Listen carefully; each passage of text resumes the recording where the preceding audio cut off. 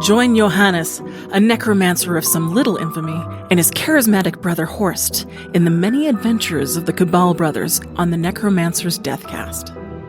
From circuses to dreamlands in turn-of-the-century Never England, author Jonathan L. Howard brings his dry wit and exceptionally clever writing to the series of the most intense and tumultuous proportions. Rise up, all ye undead, and rejoice in the wonder that is the Necromancer's Deathcast.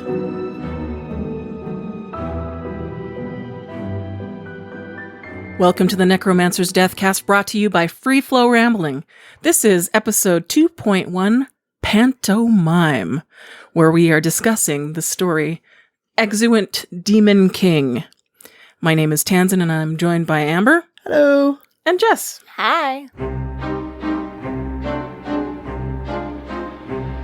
Johannes Cabal, a necromancer of some little infamy, has faced many horrors during his career. But in this tale, he tells of an early encounter with something that horrified even him. Pantomime. A provincial theater has seen a series of strange deaths. The young Cabal investigates, even though this requires him to don red tights, a curling moustache, and become the Demon King.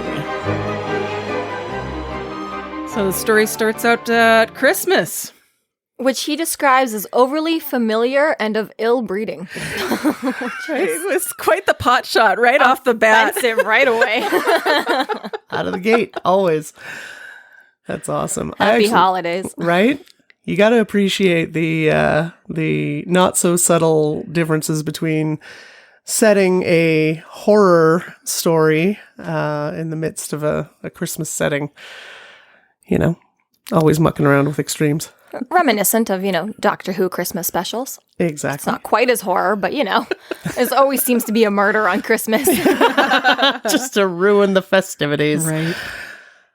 Well, that happens at my house. I don't know about you. Let's talk about family dynamics now. Right. It was a cold and lonely winter night.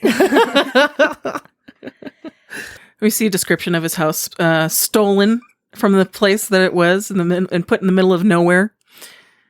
And I kind of really appreciate the setting and how it relates to Cabal. Winter delays his experiments as it is, quote, terribly difficult to rob a grave when the soil was frozen. So inconvenient. Damn, I hate it when that happens. Yeah. So true, King.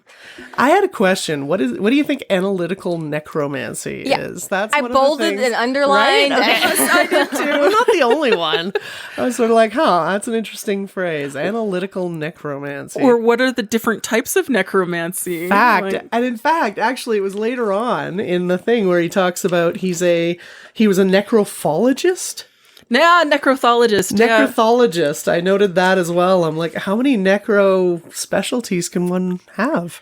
Is there a school for this? Can I get my bachelor in necrophilism or whatnot? It's almost like when you're trying to plump up a resume when you've only ever had one job, and it's like, I was a cashier at McDonald's, but I handled the monetary value of an international company, and I was a cook, and I've also been a cleaner, and I'm So you think Johannes is just fluffing up his resume? Well, to a point where Cabal is he's really analytical. We saw he was doing his own library and Dewey Decimal System in the first short story. True that. So I think this man is just he's really incapable of just calling it necromancer. He's like, no, when I do this, it's this, and when I do that, it's that. And for us, it's all just necromancy. But for him, he's like, no. There are limits here. Today I'm a surgeon, and tomorrow I'm a gynecologist, and then tomorrow I'm a family doctor. It's it's not the same thing. I'm not just a doctor.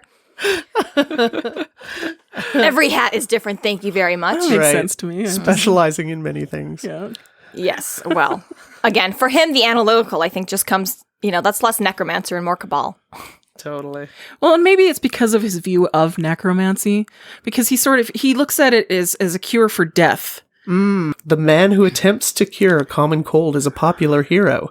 The man who tries to defeat death is hounded from pillar to post. Yeah. That was a great quote. Well, and his contemporaries are usually doing it for the wrong reason anyways, because they're doing it for power, whereas he's doing it for what he sees as a nobler cause, at any means, of course, including summoning demons. And he essentially says, like, and even if I mess up, what's like a couple of Frankensteins left out around the countryside?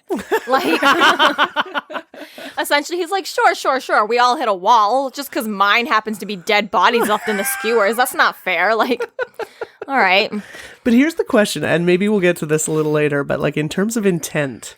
So I think you and I, Tenzin, were talking about in reference to another story I'd read or another series I was looking into about like the complexity of characters. And sort of, for me, I'm always attracted to characters who you're never quite clear on what their intent is. Like they're not the cut and dry superhero good guy with the white hat, right? It's like later on, and I don't... Characters written in a shade of gray. Right? And I don't know if this is like... where is it? There was some notes I made about like how... Yeah, I'll get to it. But essentially it talks about intent. Like he had no intention of disrupting the evil spirit from doing what it wanted to do. Yes, he was just curious. Just observing. Right? Just observing. Like, what? This was all a big misunderstanding. But that to me, I think it's, yeah. Yeah, we'll get there. And Sorry, I'm jumping ahead as usual. No, it's just a funny take again on his expectations of the world. But also just not, like, for me, it was the questioning, does he have noble intent, really? Is the intent just knowledge, learning, understanding? Well, yeah, I have another note about that as well. I don't get that his intent It's is like, to save the world. He's not necessarily, like, an anti-hero. He's more like an anti-villain. Like, he's not exactly out here to... In his opinion, he's actually to do better. He wants to stop death. But at the same time, he's a little bit like you know, doesn't... Do the ends justify the means, He though? wants to stop death after death, not really beforehand, you know, whereas most people are like, yeah, I want to stop the killer in the movie. He's like, no, like, let's clean up after. Like, why would I throw myself in now? It's safer if we come back later. Reduce, reuse, reanimate. I really like that about him. Yeah. I really like that about him because it gives him growth, room for growth as the stories progress. Multifaceted. And Christmas Eve, a family time. And we have Cabal all alone in his giant mansion. Yeah. He was feeling nostalgic, so he wishes the box a Merry Christmas. And then it starts whistling Christmas tunes. Aww. That's awesome. Whatever a Christmas tune is in Never Never England. Right. And he's not completely alone. I mean, I am totally, like, he's got the box, the singing box. And he's got things in the garden, in the woodshed, the skirting board things, which is direct reference to the first story. Right. I hate to hear that some of them survived. They're still plotting their property development. Yeah. But you know, there's a quote in here that says he just can't get many visitors already. It's most of them just don't even make it to the front door because of the things in the garden. Exactly, and I'm jealous. Like, I would love it to people not be able to come to my door. Pets for the introvert. Yes, it's amazing. You too can have a vicious garden. I'm tired of people coming into my yard. I don't want visitors. That's funny. I have a friend who's an introvert and runs a garden. I'm sure she'd appreciate that. There, you see? She'd make some suggestions instead of ordering ladybugs for the aphids. Try some fae. For everyone. Well, that's another thing is that as we see, the constable comes in, right? And, you know, these garden fae, etc., are trying to cause him problems. And he just got like, hey, these are iron tip boots. Get fucked. Yeah. Don't mess with me, bitch. And I'm like, that is a great idea. And our other podcast about Jim Butcher's The Dresden Files, he needs iron tip boots too. Right? That's great fae defense. I love it. Well, and here's the question. Like, I noticed that the police sergeant Parkin, when he arrives, he interacts with the garden things. And it's like, there's a familiarity there. So, like, my question at that point was, is he familiar with fae in this world? Or is he just familiar with Cabal's household shenanigans? Right? That's hard to tell. So, I don't know. That had me questioning, because I'm like, he talks to them as if they're old friends / nemesis, frenemies. Well, we know that he's been there numerous times already to get his donation. Professional courtesy at the very least. Yeah. Yeah. So you just got to get through the thugs at the front gate to collect your And I imagine it earnings. might be the world itself that has these things, because it doesn't faze him. Exactly. And that's why my question, it was like, is he just familiar with... Right. And again, yeah, and is it familiar for everyone, or is it just those in the know can spot it? Right. It's another thing, it's not really clarified at this point. This is really only the second person we've ever met in this series, because in the first short story, it was Cabal and The demon. Things. Yeah. Weather Yeah. condition. wind and skirting board people. Now this is then the first other character we've met that is a human. So he's opening his house, so to speak. Mm-hmm. Opening his heart at Christmas. Happens to the best of us. Am I getting too deep here? Well, and I really loved that when they're talking about the kind contribution to the police benevolent fund, that Cabal's just like, I find your brand of honest dishonesty endlessly fascinating, Parkin. It's a bribe. Right. Yeah.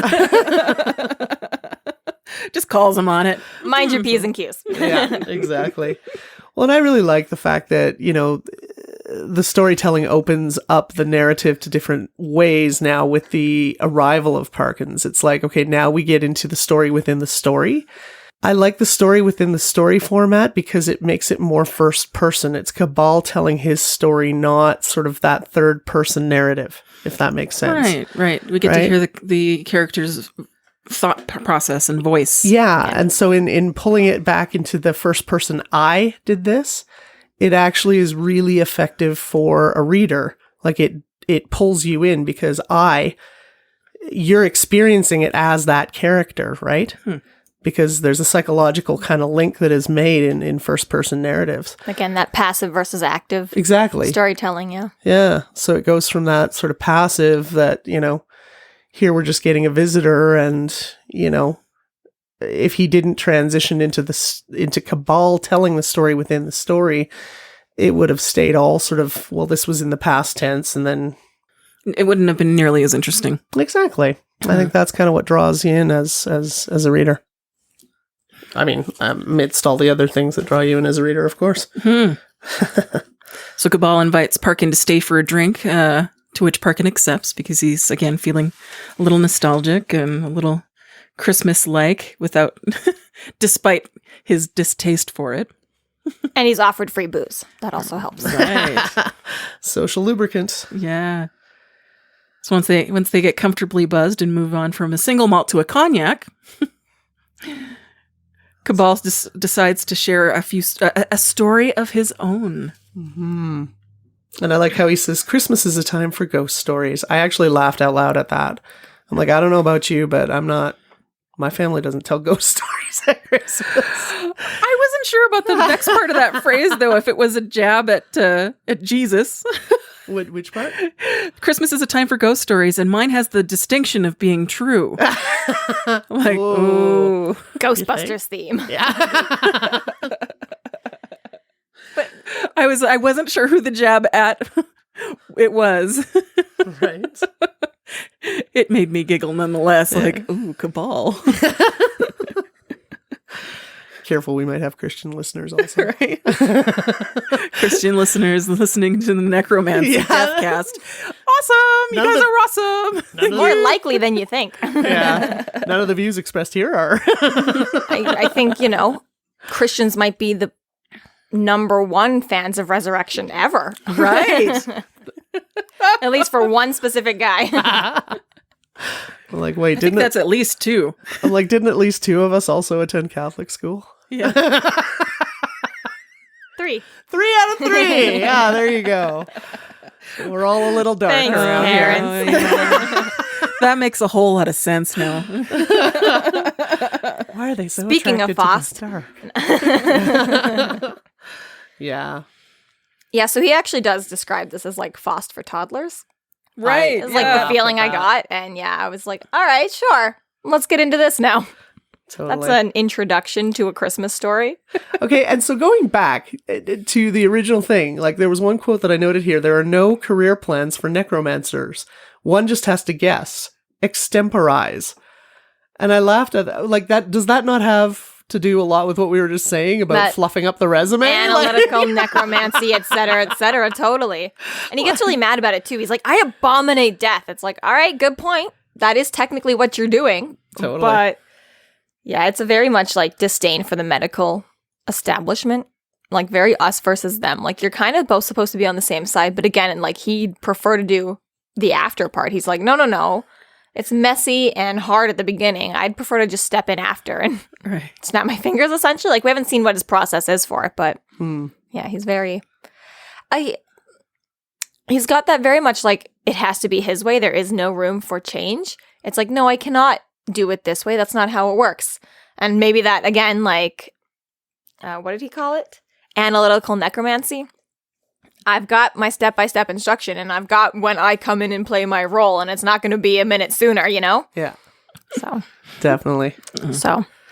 And then we get to the Pantomime. Such a dramatic introduction. For the fear-evoking word. Yeah, using his tongue to evict cockroaches. Enunciating every syllable. Pantomime. I don't know. Coming from a bit of a theater background, I thought that was hilarious. I had chuckled very hard when I read that. The Faust for toddlers, as you say. Yeah, well, and just in case anyone doesn't know, Faust is basically the idea of a man who made a deal with the devil. Sell his soul for wealth and fame and fortune, et cetera, that sort of timeline. So... sounds like a good introduction to the next book. So, yeah, like, it just seems a little bit of a nod. You know, I can really see the inspiration happening here. That's a really good point. Foreshadowing. Totally. Well, the author did say that this was the book that really made him be like, this could be more. Totally. Yeah. So they realize that Cabal, in his early days in this story, realizes that there has been 4 deaths in 20 years at the Alhambra Theater. So there has been a recent death, and he decides to investigate. Just as a random other side note, leave it to Johann to describe the color of the sky as oxidized magnesium. Because why not? Right? There's that analytical nature once more. Absolutely. And then we get into I like the description of the play. When he was talking about within the play, the summoning of the Demon King, and, you know, we're supposed to rise from a platform, the star trap and everything. I like the statement. As an aside, summoning demons is actually a time-consuming and persnickety business. I feel this production seriously misled its audience, but I digress. Like, you really get sort of an insight into his experience and background, and like, yeah, this is laughable, but I'll play along. Right. You know? The reality of the situation is much more complex, but okay, let's go along with this. Right. So as you said, he's got this whole timeline figured out already and has to find the connection. Right? So the 2300 years? 2300 days. Sorry, days, yes. Approximately 6 years, 4 months, and a little bit. So I was curious to see if, like, 2300 had anything to do with anything. Like, why? Yeah. Was that significant in the first place? Because as we find out in the story, we see why there's, like, it's reoccurring at that point, but we don't know why the first one was that number. Like, it doesn't say for any reason. Why did it have to be on this day? It never comes up in the story. And I was, like, trying to figure out what the hell was, like, 2,300 days. And all I could find was Bible verses about, like, this, like, essentially it's a story of a ram and a goat. And it takes, 2,300 evenings and days to fix this problem, this sanctuary that had all broken down and blah, blah, blah. I'm not going to go into Bible verses, but I was just curious because, the devil is sometimes significant or symbolized as a goat. So I was trying to do all these different, and like I couldn't figure out anything about it. I'm like, okay, so you just chose that number for no reason? Like, I tried really hard to like make this connection. I was like, it's not working. Come to find out, it's actually just the code for his bike lock. It's something, right? I was just like, Well, he does mention a little bit later on that the significance being the number 23 times 100 represents the arcane. So it's not necessarily 2300, but a perversion of the number 23. But why was the number 23 chosen? I couldn't figure that out either. Well, like the Dewey what does it all Decimal mean? System, Cabal's got his own systems in addition to the standard known systems. Yes. So I did have a good appreciation for the description of the accident. How he describes that. A muffled cry and a sound of like somebody taking an axe to a rotting tree stump. Really visceral. Right? That's a great way to describe somebody getting their skull crushed. Right. Like, dark. I love it. So Johannes decides to offer himself up as an actor in his... He figured it was appropriate to say that it was true that he was an actor because he had been delivering lies successfully all that time. Well, and the fact, so my hat's off to him for being able to quote the lines from the script immediately. Like, who can do that? So obviously he's got some sort of crazy, memory. But I had a question on that. Like, so had he already planned to investigate the theater through like some form of infiltration, and thus he pre-prepped and learned all the lines? Or does he just have a kick-ass memory and he's able to improv and ad-lib when needed? I think it is just a kick-ass memory. I think he does just have that... What is it? The photographic memory? Yeah, I can't think of the word exactly, but yes. In D&D, it's called keen mind feat. And that's all my brain works on anymore. Well, and speaking of D&D, I actually saw it in the afterword on the e-publication that the theater was actually one of Jonathan L. Howard's favorite sort of D&D settings as well. Yes, he does really enjoy...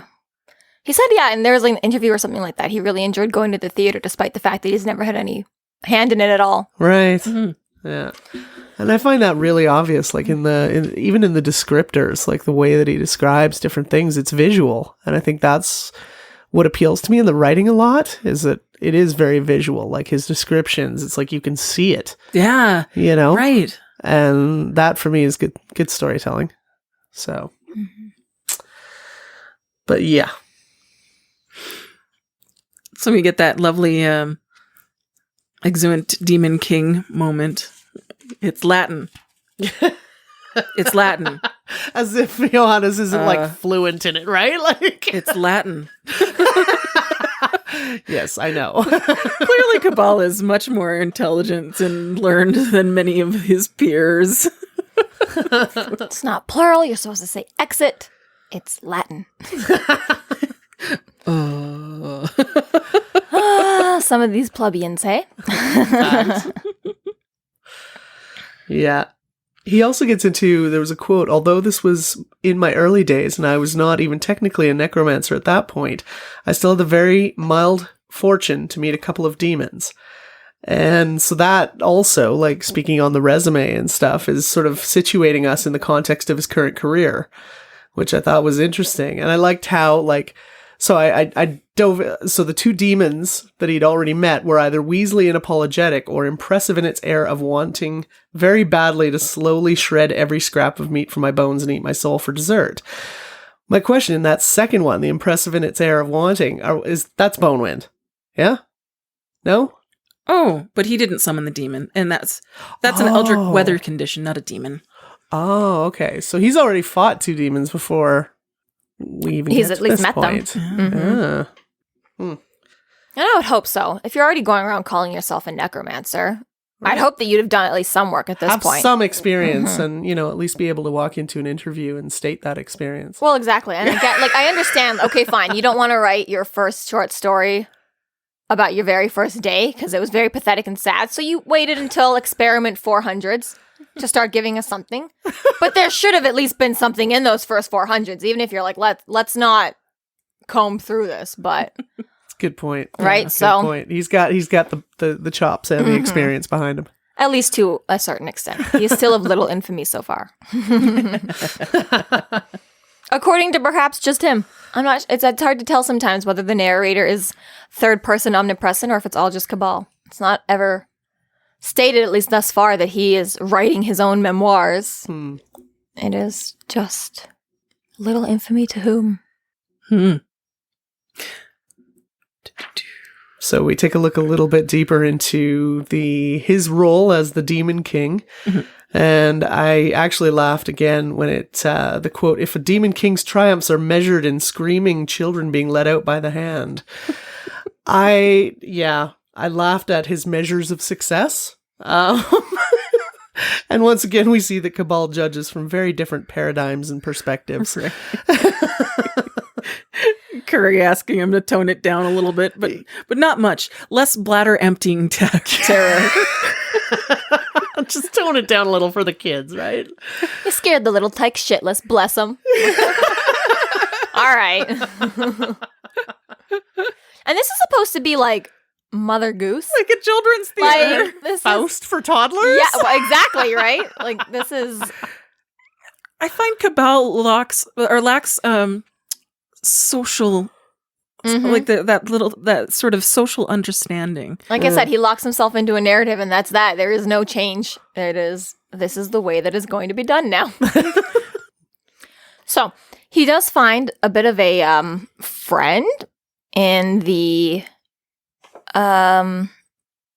caretaker Pensy. Of the establishment. He does kind of all the odd jobs, handyman and caretaker, and most importantly to Cabal, records keeper. Yes. And he has a very meticulous record filing system, which is all the better for Cabal.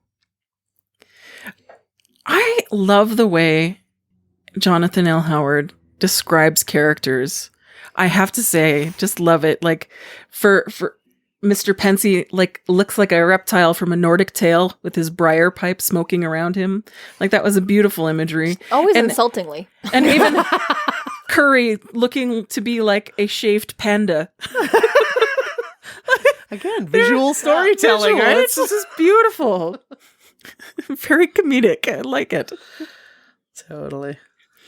Yeah, and even the action of Mr. Pensy, of him turning to face him and look back at his things and then turning back, reminded me somehow of a dead man twisting on a rope.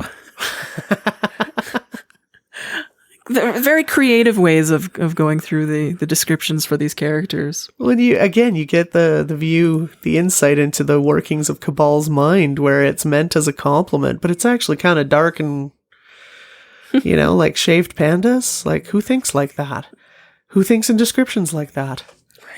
I mean, even with the description, I can't imagine that. Like, I don't know what I'm supposed to be thinking of right now. Yeah, like I'm thinking, what are those called? Gummy bears? What are those things again? Mm-hmm. Yeah. Which is still a great way to think about that character. Right? Like a gummy bear. Like a gummy bear. Okay. So, having figured out this pattern, having found that there is someone keeping records, he wants to go back 2,300 days before the first death. Figure out what happened the first time, right? And we are introduced to let me say this, yeah. Maleficarus the Magnificent. Mm-hmm. I hope that's how you say it. Maleficarus? I don't know. Maleficarus? I have no idea. I don't speak Latin. So anyways, that guy, clearly, bit of a name to begin with.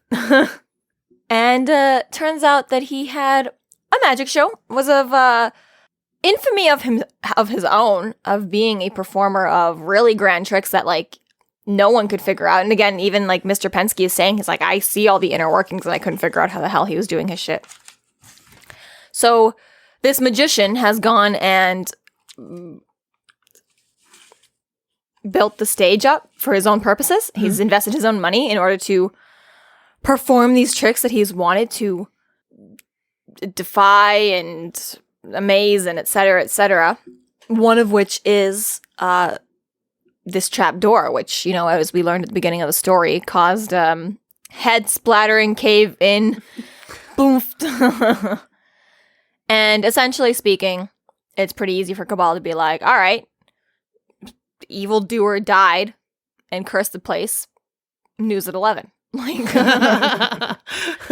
Next steps, something. TBD. Totally, yeah. So something went down. Dude died in the middle of his trick and was like, cursed the whole building. And now every 2,300 days, some goes on. Right. He figured that the magic that he had been invoking had followed him and taken its toll, is what his original theory was on Mr. Magnificent. Yes. Real hard time to pronounce his name.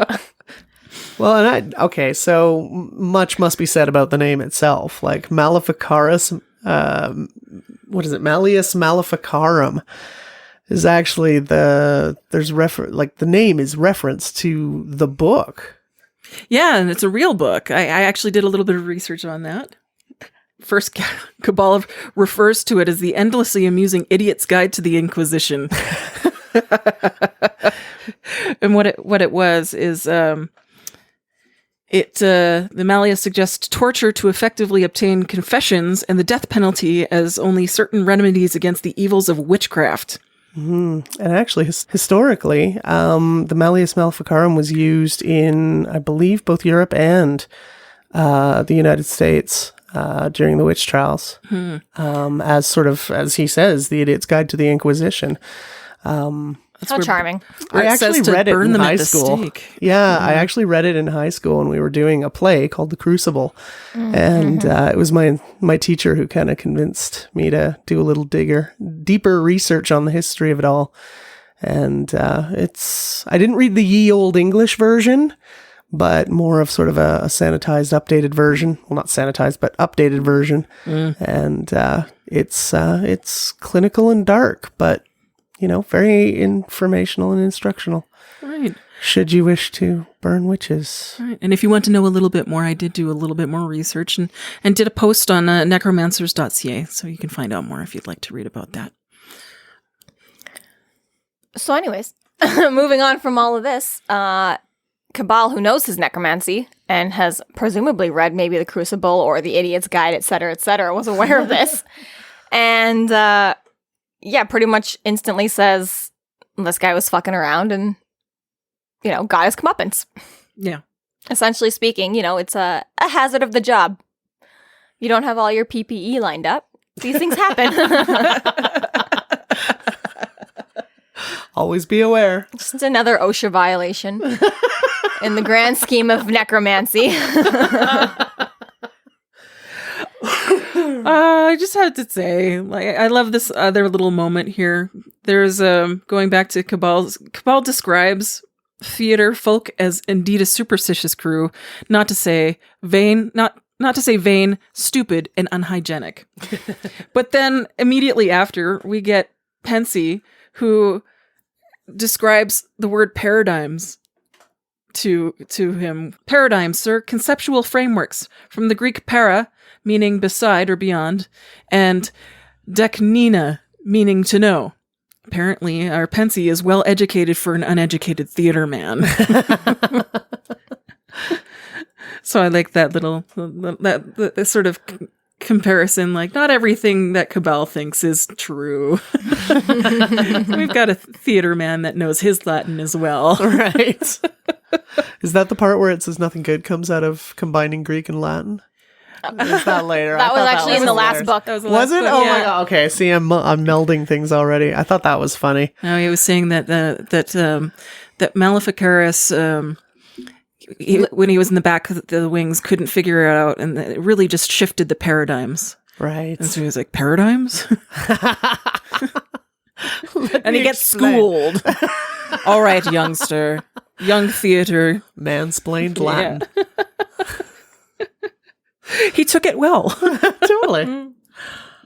So I've got here that he retires to his dressing room, separate from all other performance, as described earlier, or all other performers, rather, and yet he feels the presence of the demon summoned by Maleficaris.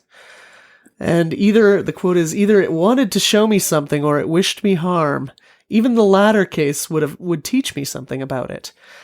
And I thought this is where we get into a little more of the intent, the character development as well in Cabal, where it's like he wants to learn. His prime motivator is knowledge. Yeah, and I don't even take it as him being like a daredevil, you know, like hit me, baby. It is just very much like I'm here to learn. Yeah. One way or another, I'm gonna figure it out. Totally. Absolutely. And it's like, I love from that, it's like Cabal's perspective on the potential conflict and antagonist, right? It's like, it's not a huge problem. It's an opportunity to learn more, you know? So that I dug big time. That moment there when the door opens, I thought it was really interesting description because it sort of lacked for being a ghost story, lacked those stereotypical presence of the ghost. Quote, there was no drop in temperature, no feeling of ease, no warning at all, and clearly, nor was there anybody on the other side of the door. And I kind of wonder if that was specific from Jonathan L. Howard to establish that it wasn't necessarily a ghostly presence that was there, but something else. Otherworldly. Right.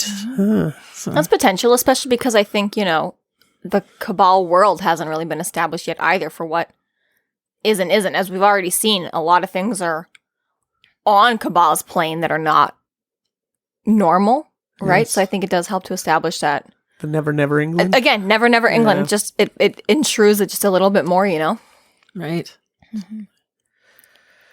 Then it moves into the prop store description. We get back into more sort of that visual storytelling, and I wrote here hodgepodge of awesome randomness.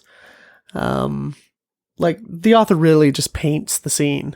Oh yeah, right down to the items that are in there, like set a specific tone. I had to look up a couple of the stories that were referenced in there, like there was things that I recognized. Sweeney Todd's barber chair, so the demon barber of Butcher of Fleet Street. The Yorick in a jar. I laughed at that only because I remember back when I was in theater, we had a little rubber skull that we'd toss around calling Yorick Ball. But the Duchess of Malfi's lover hanging from the ceiling. That one I had to look up. Huh.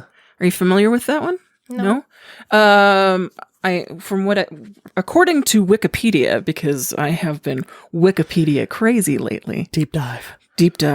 The play begins as a love story when the Duchess marries beneath her class and ends as a nightmarish tragedy as her two brothers undertake their revenge, destroying themselves in a process. Jacobean drama continued the trend of stage violence and horror set by Elizabethan tragedy. Basically, it's been coined among the greatest tragedies of English Renaissance drama. Ooh. So he picks like these dark. This theater plays. is like a dark place. Like I want to know if this place like also has like unicorn costumes shoved in the basement. Cabal just doesn't care to mention them. Like that was a different props room. Yeah, well, and it is said earlier on that like the role that he has taken on as the Demon King was a little bit cursed. People were afraid of it. People were giving him a wide berth simply for the fact, why would you take this cursed role? You know, like. And, again, they've given him this, like, change room that's away from everyone else. It's in the basement away. It's in part because that's where his entrance onto the stage is from underneath the stage. But at the same time, it's also just, like, a little bit other. So, again, this whole, like, and also, like, before this prop room, he ran to get a lantern. And the batteries were dulled in this presence downstairs anyways. Potentially they were dull already, but... Again, he comes down and he finds that the lantern isn't much help regardless. And it's very much like Cabal's present himself. I don't know if it's just like how the necromancy thing affects this world, but it seems that he himself just always has that little bit of a turn on the, light. It's like he himself adds a dimness. Again, like he insults everyone he meets. He has a bad opinion of everyone, a bad description of everyone, right? And again, when he comes down to this prop room and he only points out all of, like, the skull and the macabre and... Macabre? Did I say that right? I don't know. Point is that, again, is there, like, a unicorn and pom-pom sitting in the corner that he just doesn't notice and care to speak on? Or are they really not here in this case? Like, it's hard to know with this guy. Unreliable narrator to an extent of, it doesn't fit my deep, dark, mysterious narrative, so I will not mention it. Well, no, I'm curious to see that in the future, because how you said that the story starts into the first person narrative. If we see in some of the other books when it's third third person. Yeah. If that still maintains. Like Jonathan L. Howard is a very well-balanced individual, but the minute he puts on the Cabal blinders, it all becomes a little darker. Mm-hmm. Yeah. And I mean, like you said, there's room for growth. Yeah. Totally. So yeah, it's just it's a fun journey to take with him. Totally. And I think that darkness does attract darkness, right? Like who else? Like if you're a happy, chappy kind of person, you're not running into demons on the daily. Yeah, know? and I mean, so there's some dark. Shadows attract shadows. Exactly. You know, monsters aren't hiding in like the middle of a flower field, right? They're going to be in the alleys to begin with because that's where they blend in. Yeah. Well, that's what I was talking about earlier on too, with like my attraction to the character being semi-dark, semi-flawed, but at the same time, like his intents are noble? Question mark? You know? He's very driven.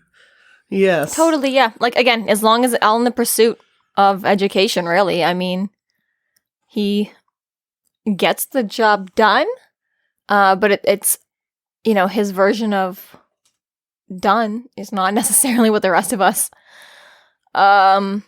relate to, you know? Right. Back to the props room. So the door shuts on its own.